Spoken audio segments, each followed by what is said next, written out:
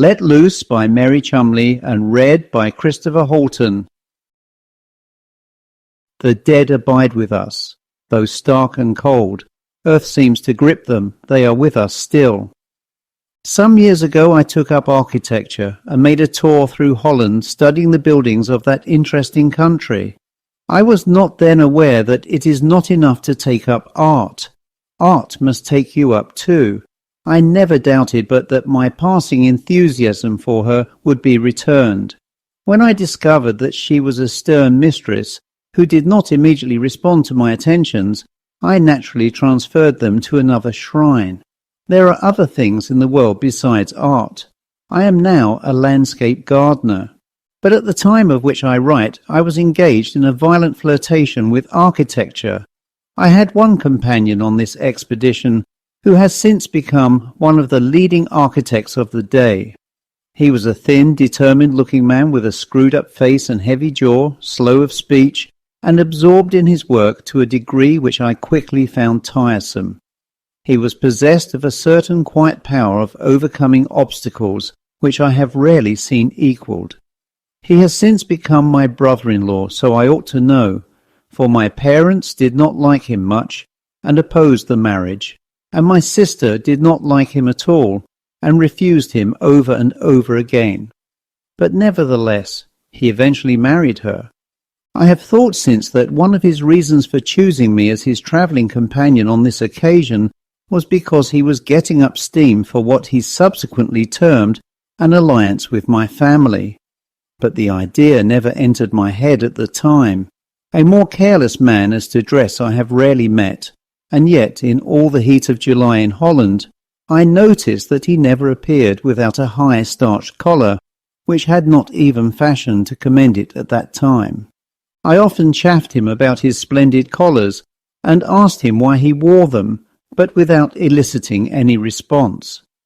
One evening, as we were walking back to our lodgings in Middelburg, I attacked him for about the 30th time on the subject.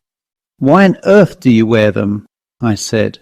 "You have, I believe, asked me that question many times," he replied in his slow, precise utterance, "but always on occasions when I was occupied. I am now at leisure, and I will tell you." And he did. I have put down what he said as nearly in his own words as I can remember them. 10 years ago I was asked to read a paper on English frescoes at the Institute of British Architects. I was determined to make the paper as good as I could, down to the slightest details, and I consulted many books on the subject and studied every fresco I could find. My father, who had been an architect, had left me at his death all his papers and notebooks on the subject of architecture.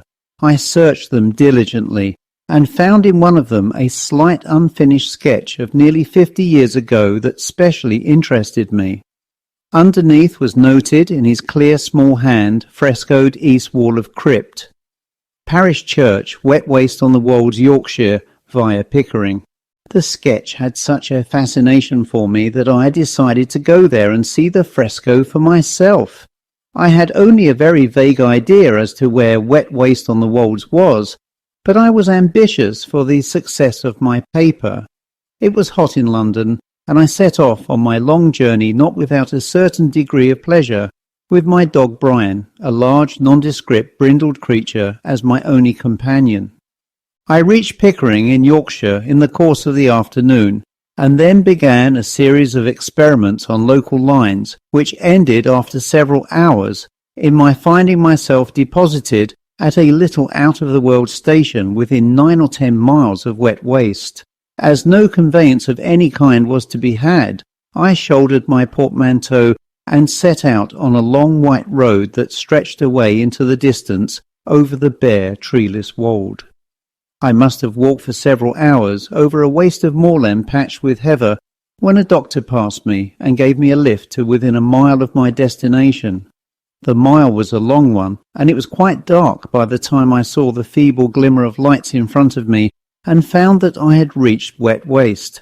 I had considerable difficulty in getting anyone to take me in, but at last I persuaded the owner of the public house to give me a bed, and quite tired out, I got into it as soon as possible for fear he should change his mind, and fell asleep to the sound of a little stream below my window. I was up early next morning and inquired directly after breakfast the way to the clergyman's house, which I found was close at hand. At Wet Waste everything was close at hand. The whole village seemed composed of a straggling row of one-storied grey stone houses, the same colour as the stone walls that separated the few fields enclosed from the surrounding waste, and as the little bridges over the beck that ran down one side of the grey wide street. Everything was grey. The church, the low tower of which I could see at a little distance, seemed to have been built of the same stone. So was the parsonage when I came up to it, accompanied on my way by a mob of rough, uncouth children, who eyed me and Brian with half-defiant curiosity. The clergyman was at home, and after a short delay I was admitted. Leaving Brian in charge of my drawing materials, I followed the servant into a low-panelled room, in which, at a latticed window, a very old man was sitting. The morning light fell on his white head bent low over a litter of papers and books. "Mr. he said, looking up slowly, with one finger keeping his place in a book. "Blake." "Blake," he repeated after me and was silent. I told him that I was an architect, that I had come to study a fresco in the crypt of his church, and asked for the keys. "The crypt," he said, pushing up his spectacles and peering hard at me. "The crypt has been closed for 30 years, ever since," and he stopped short. "I should be much obliged for the keys," I said again. He shook his head. "No," he said, "no one goes in there now." "It is a pity," I remarked, "for I have come a long way with that one object," and I told him about the paper I had been asked to read, and the trouble I was taking with it. He became interested. "Ah," he said, laying down his pen and removing his finger from the page before him, "I can understand that. I also was young once and fired with ambition. The lines have fallen to me in somewhat lonely places, and for 40 years I have held the cure of souls in this place, where, truly, I have seen but little of the world, though I myself may be not unknown in the paths of literature. Possibly you may have read a pamphlet written by myself on the Syrian version of the 3 authentic epistles of Ignatius." "Sir," I said, "I am ashamed to confess that I have not time to read even the most celebrated books. My one object in life is my art. Ars longa, vita brevis, you know." "You are right, my son," said the old man, evidently disappointed, but looking at me kindly. "There are diversities of gifts, and if the Lord has entrusted you with a talent, look to it. Lay it not up in a napkin." I said I would not do so if he would lend me the keys of the crypt. He seemed startled by my recurrence to the subject, and looked undecided. "Why not?" he murmured to himself. "The youth appears a good youth, and superstition. What is it but distrust in God?" He got up slowly and, taking a large bunch of keys out of his pocket, opened with one of them an oak cupboard in the corner of the room. "They should be here," he muttered, peering in, "but the dust of many years deceives the eye. See, my son, if among these parchments there be 2 keys, one of iron and very large, and the other steel, and of a long thin appearance." I went eagerly to help him, and presently found in a back drawer 2 keys tied together, which he recognized at once. "Those are they," he said. "The long one opens the first door at the bottom of the steps which go down against the outside wall of the church, hard by the sword graven in the wall. The second opens, but it is hard of opening and of shutting, the iron door within the passage leading to the crypt itself. My son, is it necessary to your treatise that you should enter this crypt?" I replied that it was absolutely necessary. "Then take them," he said, "and in the evening you will bring them to me again." I said I might want to go several days running, and asked if he would not allow me to keep them till I had finished my work, but on that point he was firm. "Likewise," he added, "be careful that you lock the first door at the foot of the steps before you unlock the second, and lock the second also while you are within." Furthermore, when you come out, lock the iron inner door as well as the wooden one. I promised I would do so, and after thanking him, hurried away, delighted at my success in obtaining the keys. Finding Brian and my sketching materials waiting for me in the porch, I eluded the vigilance of my escort of children by taking the narrow private path between the parsonage and the church, which was close at hand, standing in a quadrangle of ancient yews. The church itself was interesting, and I noticed that it must have arisen out of the ruins of a previous building, judging from the number of fragments of stone caps and arches, bearing traces of very early carving now built into the walls. There were incised crosses too in some places, and one especially caught my attention, being flanked by a large sword. It was in trying to get a nearer look at this that I stumbled, and looking down saw at my feet a flight of narrow stone steps, green with moss and mildew. Evidently this was the entrance to the crypt. I at once descended the steps, taking care of my footing, for they were damp and slippery in the extreme. Brian accompanied me, as nothing would induce him to remain behind. By the time I had reached the bottom of the stairs, I found myself almost in darkness, and I had to strike a light before I could find the keyhole and the proper key to fit into it. The door, which was of wood, opened inwards fairly easily, although an accumulation of mould and rubbish on the ground outside showed it had not been used for many years. Having got through it, which was not altogether an easy matter, as nothing would induce it to open more than about 18 inches, I carefully locked it behind me, although I should have preferred to leave it open, as there is to some minds an unpleasant feeling in being locked in anywhere in case of a sudden exit seeming advisable. I kept my candle alight with some difficulty, and after groping my way down a low and of course exceedingly dank passage, came to another door. A toad was squatting against it, who looked as if he had been sitting there about 100 years. As I lowered the candle to the floor, he gazed at the light with unblinking eyes, and then retreated slowly into a crevice in the wall, leaving against the door a small cavity in the dry mud which had gradually silted up round his person. I noticed that this door was of iron, and had a long bolt which, however, was broken. Without delay I fitted the second key into the lock, and pushing the door open after considerable difficulty, I felt the cold breath of the crypt upon my face. I must own I experienced a momentary regret at locking the second door again as soon as I was well inside, but I felt it my duty to do so. Then, leaving the key in the lock, I seized my candle and looked round. I was standing in a low vaulted chamber with groined roof, cut out of the solid rock.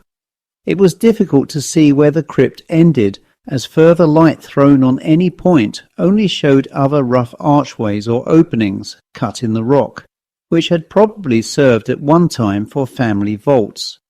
A peculiarity of the Wet Waste crypt, which I had not noticed in other places of that description, was the tasteful arrangement of skulls and bones which were packed about 4 feet high on either side. The skulls were symmetrically built up to within a few inches of the top of the low archway on my left, and the shin bones were arranged in the same manner on my right. But the fresco! I looked round for it in vain. Perceiving at the further end of the crypt a very low and very massive archway, the entrance to which was not filled up with bones, I passed under it, and found myself in a second smaller chamber. Holding my candle above my head, the first object its light fell upon was the fresco, and at a glance I saw that it was unique. Setting down some of my things with a trembling hand on a rough stone shelf hard by, which had evidently been a credence table, I examined the work more closely.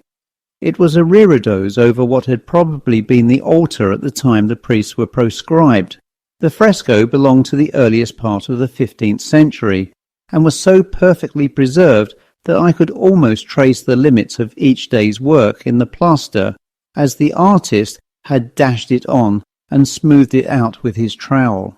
The subject was the Ascension, gloriously treated.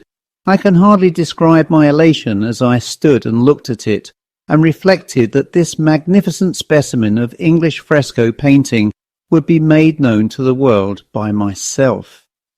Recollecting myself at last, I opened my sketching bag and, lighting all the candles I had brought with me, set to work.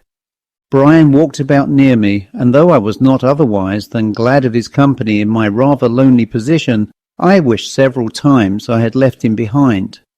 He seemed restless, and even the sight of so many bones appeared to exercise no soothing effect upon him. At last, however, after repeated commands, he lay down, watchful but motionless, on the stone floor. I must have worked for several hours, and I was pausing to rest my eyes and hands, when I noticed for the first time the intense stillness that surrounded me. No sound from me reached the outer world. The church clock, which had clanged out so loud and ponderously as I went down the steps, had not since sent the faintest whisper of its iron tongue down to me below. All was silent as the grave. This was the grave. Those who had come here had indeed gone down into silence. I repeated the words to myself, or rather they repeated themselves to me. Gone down into silence. I was awakened from my reverie by a faint sound. I sat still and listened. Bats occasionally frequent vaults and underground places. The sound continued, a faint, stealthy, rather unpleasant sound. I do not know what kinds of sounds bats make, whether pleasant or otherwise. Suddenly there was a noise as of something falling. A momentary pause, and then an almost imperceptible but distant jangle as of a key. I had left the key in the lock after I had turned it, and I now regretted having done so. I got up, took one of the candles, and went back into the larger crypt, for though I trust I am not so effeminate as to be rendered nervous by hearing a noise for which I cannot instantly account, still on occasions of this kind I must honestly say I should prefer that they did not occur. As I came towards the iron door, there was another distinct, I had almost said hurried sound. The impression on my mind was one of great haste. When I reached the door and held the candle near the lock to take out the key, I perceived that the other one, which hung by a short string to its fellow, was vibrating slightly. I should have preferred not to find it vibrating, as there seemed no occasion for such a course, but I put them both into my pocket and turned to go back to my work. As I turned, I saw on the ground what had occasioned the louder noise I had heard, namely a skull which had evidently just slipped from its place on the top of one of the walls of bones, and had rolled almost to my feet. There, disclosing a few more inches of the top of an archway behind, was the place from which it had been dislodged. I stooped to pick it up, but fearing to displace any more skulls by meddling with the pile, and not liking to gather up its scattered teeth, I let it lie and went back to my work, in which I was soon so completely absorbed that I was only roused at last by my candles beginning to burn low and go out one after another. Then, with a sigh of regret, for I had not nearly finished, I turned to go.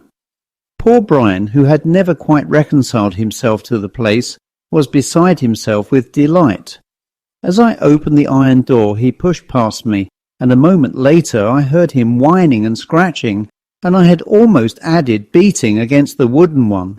I locked the iron door and hurried down the passage as quickly as I could, and almost before I had got the other one ajar, there seemed to be a rush past me into the open air, and Brian was bounding up the steps and out of sight. As I stopped to take out the key, I felt quite deserted and left behind. When I came out once more into the sunlight, there was a vague sensation all about me in the air of exultant freedom. It was already late in the afternoon, and after I had sauntered back to the parsonage to give up the keys, I persuaded the people of the public house to let me join in the family meal, which was spread out in the kitchen.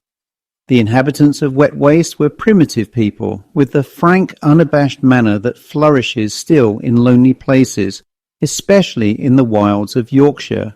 But I had no idea that in these days of penny posts and cheap newspapers, such entire ignorance of the outer world could have existed in any corner, however remote, of Great Britain. When I took one of the neighbour's children on my knee, a pretty little girl with the palest aureole of flaxen hair I had ever seen, and began to draw pictures for her of the birds and beasts of other countries, I was instantly surrounded by a crowd of children and even grown-up people, while others came to their doorways and looked on from a distance, calling to each other in the strident unknown tongue which I have since discovered goes by the name of Broad Yorkshire. The following morning, as I came out of my room, I perceived that something was amiss in the village. A buzz of voices reached me as I passed the bar, and in the next house I could hear through the open window a high-pitched wail of lamentation. The woman who brought me my breakfast was in tears, and in answer to my questions, told me that the neighbour's child, the little girl whom I had taken on my knee the evening before, had died in the night. I felt sorry for the general grief that the little creature's death seemed to arouse, and the uncontrolled wailing of the poor mother took my appetite away. I hurried off early to my work, calling on my way for the keys, and with Brian for my companion, descended once more into the crypt, and drew and measured with an absorption that gave me no time that day to listen for sounds, real or fancied. Brian, too, on this occasion seemed quite content, and slept peacefully beside me on the stone floor. When I had worked as long as I could, I put away my books with regret that even then I had not quite finished, as I had hoped to do. It would be necessary to come again for a short time on the morrow. When I returned the keys late that afternoon, the old clergyman met me at the door and asked me to come in and have tea with him. "And has the work prospered?" he asked as we sat down in the long low room into which I had just been ushered, and where he seemed to live entirely. I told him it had, and showed it to him. "You have seen the original, of course?" I said. "Once," he replied, gazing fixedly at it. He evidently did not care to be communicative, so I turned the conversation to the age of the church. "All here is old," he said. "When I was young 40 years ago and came here because I had no means of mine own and was much moved to marry at that time, I felt oppressed that all was so old, and that this place was so far removed from the world, for which I had at times longing grievous to be born. But I had chosen my lot, and with it I was forced to be content.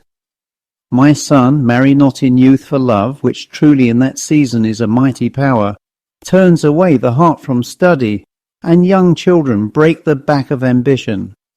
Neither marry in middle life, when woman is seen to be but a woman, and her talk a weariness, so you will not be burdened with a wife in your old age.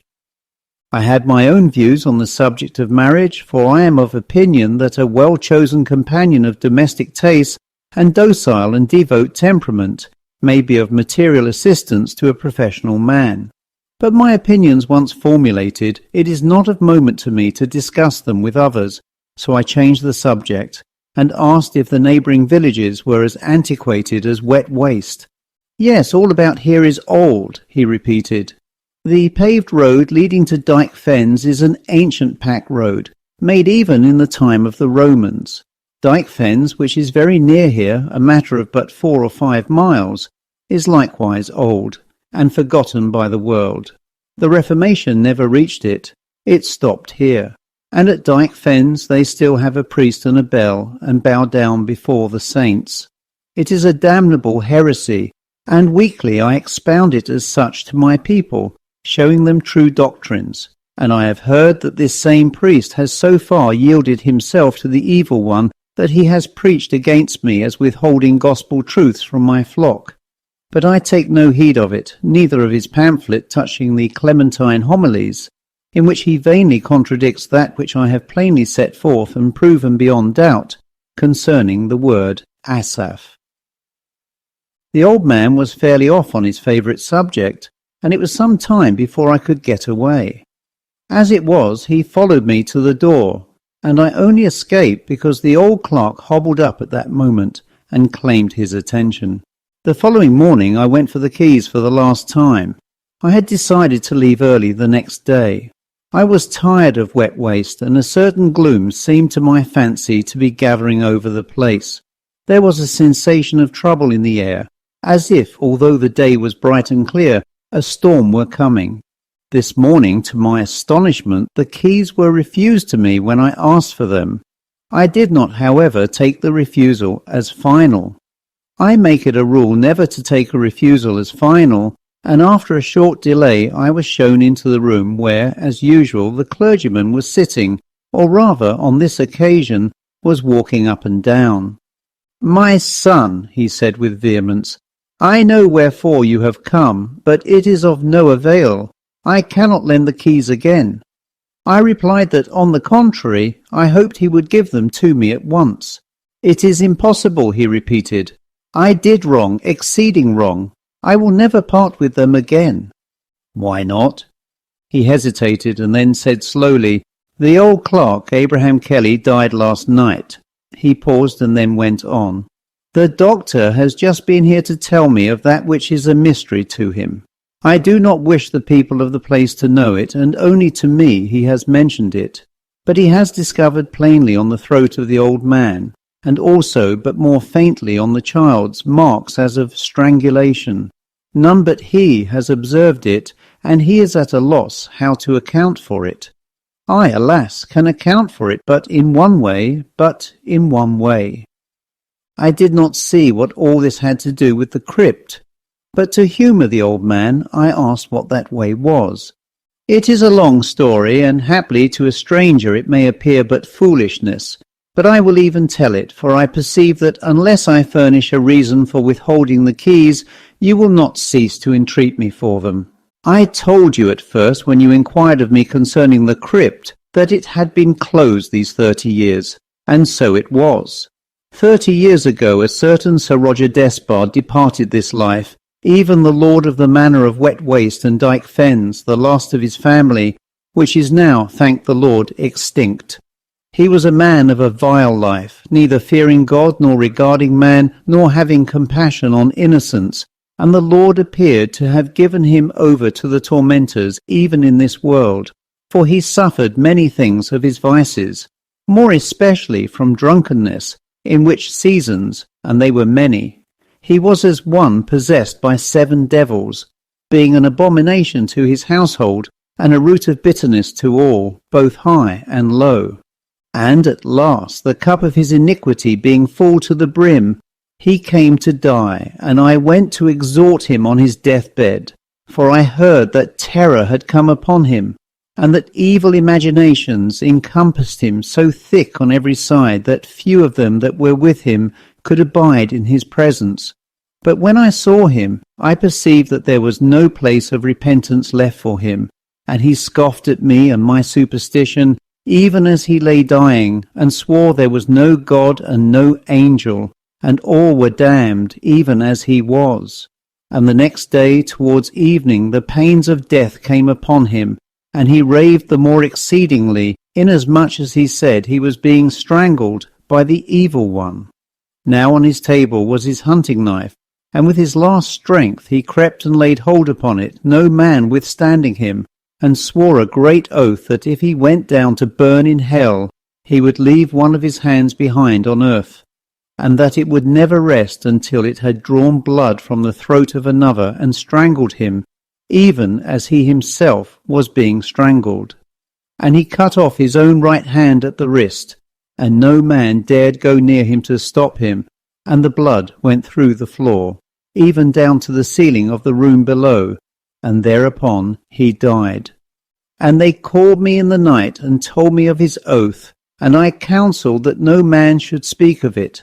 And I took the dead hand, which none had ventured to touch, and I laid it beside him in his coffin, for I thought it better he should take it with him, so that he might have it, if haply some day after much tribulation he should perchance be moved to stretch forth his hands towards God. But the story got spread about, and the people were affrighted, so when he came to be buried in the place of his fathers, he being the last of his family, and the crypt likewise full, I had it closed and kept the keys myself, and suffered no man to enter therein any more. For truly he was a man of an evil life, and the devil is not yet wholly overcome, nor cast chained into the lake of fire. So in time the story died out, for in 30 years much is forgotten, and when you came and asked me for the keys, I was at the first minded to withhold them, but I thought it was a vain superstition, and I perceived that you do but ask a second time for what is first refused.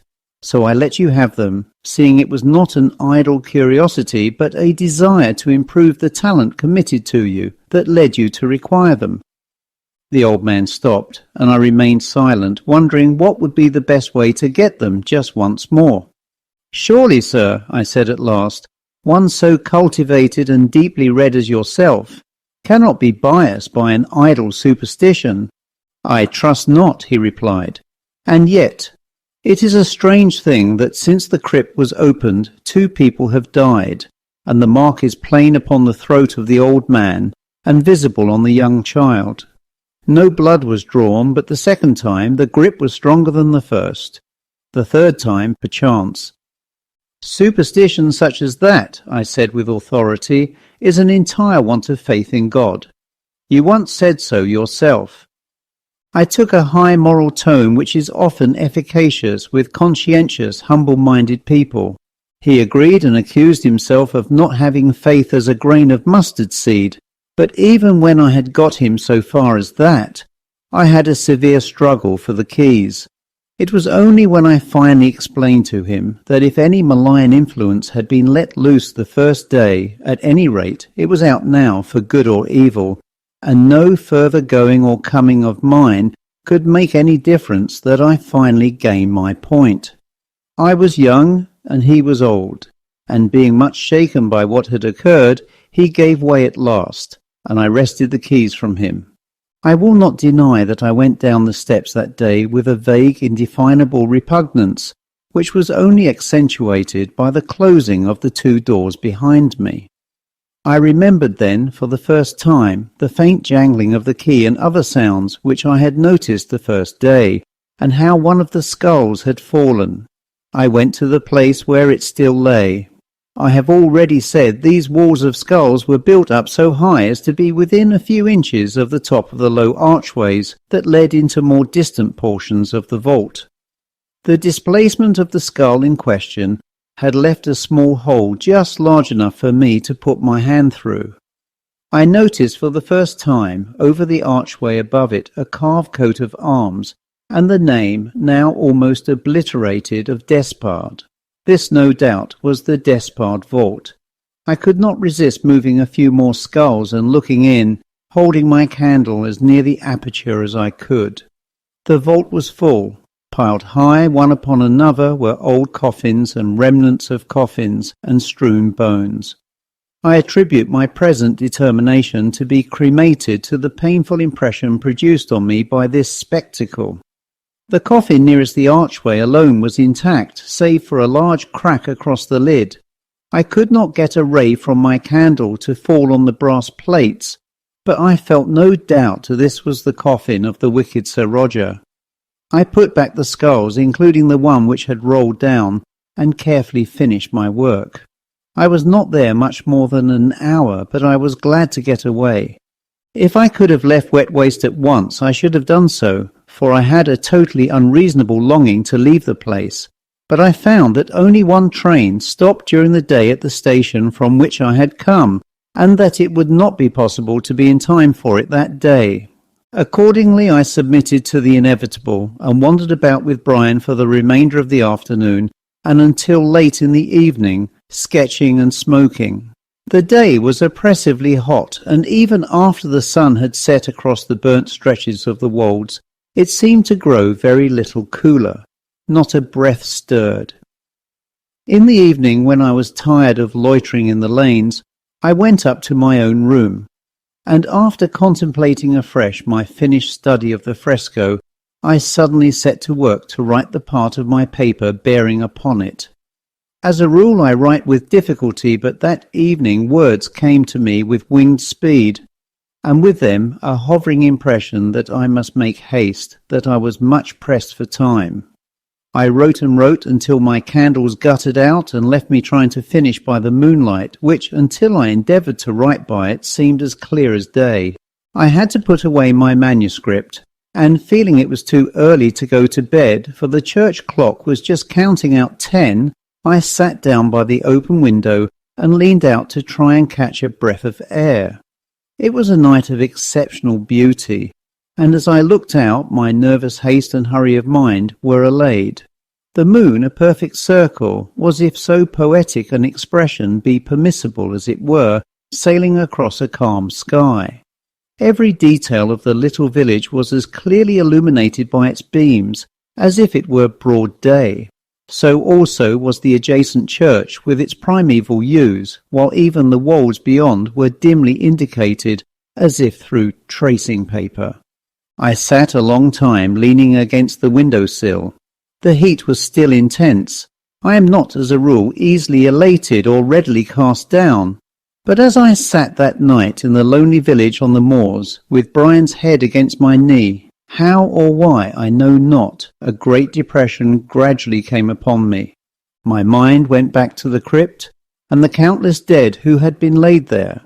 The sight of the goal to which all human life and strength and beauty travel in the end had not affected me at the time, but now the very air about me seemed heavy with death.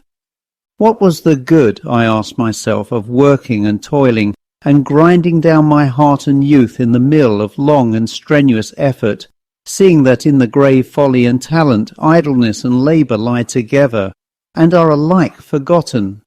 Labour seemed to stretch before me till my heart ached to think of it, to stretch before me even to the end of life, and then came, as the recompense of my labour, the grave. Even if I succeeded, if, after wearing my life threadbare with toil, I succeeded, what remained to me in the end? The grave. A little sooner, while the hands and eyes were still strong to labour, or a little later, when all power and vision had been taken from them, sooner or later only the grave.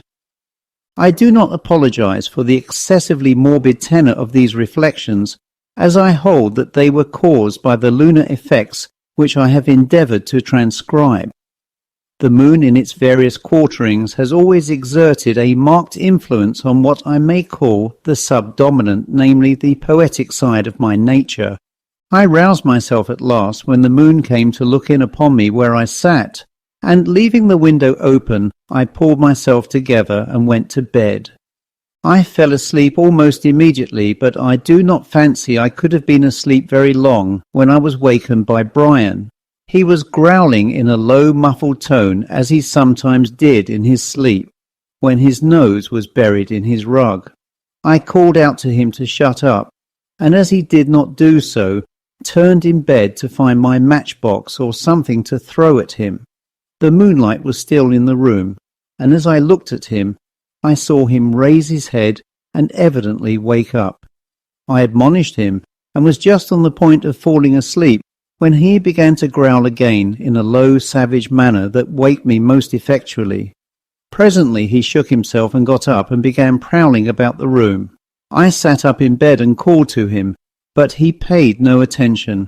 Suddenly I saw him stop short in the moonlight. He showed his teeth and crouched down, his eyes following something in the air. I looked at him in horror. Was he going mad? His eyes were glaring, and his head moved slightly as if he were following the rapid movements of an enemy. Then, with a furious snarl, he suddenly sprang from the ground and rushed in great leaps across the room towards me, dashing himself against the furniture, his eyes rolling, snatching and tearing wildly in the air with his teeth. I saw he had gone mad. I leapt out of bed, and rushing at him, caught him by the throat. The moon had gone behind a cloud, but in the darkness I felt him turn upon me, felt him rise up and his teeth close in my throat. I was being strangled. With all the strength of despair, I kept my grip of his neck, and, dragging him across the room, tried to crush in his head against the iron rail of my bedstead. It was my only chance. I felt the blood running down my neck. I was suffocating. After one moment of frightful struggle, I beat his head against the bar and heard his skull give way. I felt him give one strong shudder, a groan, and then I fainted away. When I came to myself, I was lying on the floor, surrounded by the people of the house, my reddened hands still clutching Brian's throat. Someone was holding a candle towards me, and the draught from the window made it flare and waver. I looked at Brian. He was stone dead. The blood from his battered head was trickling slowly over my hands. His great jaw was fixed in something that, in the uncertain light, I could not see. They turned the light a little. "Oh, God!" I shrieked. "There, look, look!" "He's off his head," said someone, and I fainted again. I was ill for about a fortnight without regaining consciousness, a waste of time of which even now I cannot think without poignant regret. When I did recover consciousness, I found I was being carefully nursed by the old clergyman and the people of the house. I have often heard the unkindness of the world in general inveighed against, but for my part I can honestly say that I have received many more kindnesses than I have time to repay. Country people especially are remarkably attentive to strangers in illness. I could not rest until I had seen the doctor who attended me and had received his assurance that I should be equal to reading my paper on the appointed day. This pressing anxiety removed, I told him of what I had seen before I fainted the second time. He listened attentively and then assured me, in a manner that was intended to be soothing, that I was suffering from an hallucination, due, no doubt, to the shock of my dog's sudden madness. "Did you see the dog after it was dead?" I asked. He said he did. The whole jaw was covered with blood and foam.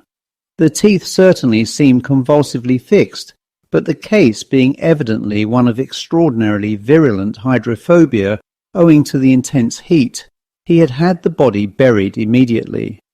My companion stopped speaking as we reached our lodgings and went upstairs. Then, lighting a candle, he slowly turned down his collar. "You see, I have the mark still," he said, "but I have no fear of dying of hydrophobia. I am told such peculiar scars could not have been made by the teeth of a dog. If you look closely, you see the pressure of the 5 fingers. That is the reason why I wear high collars." The end.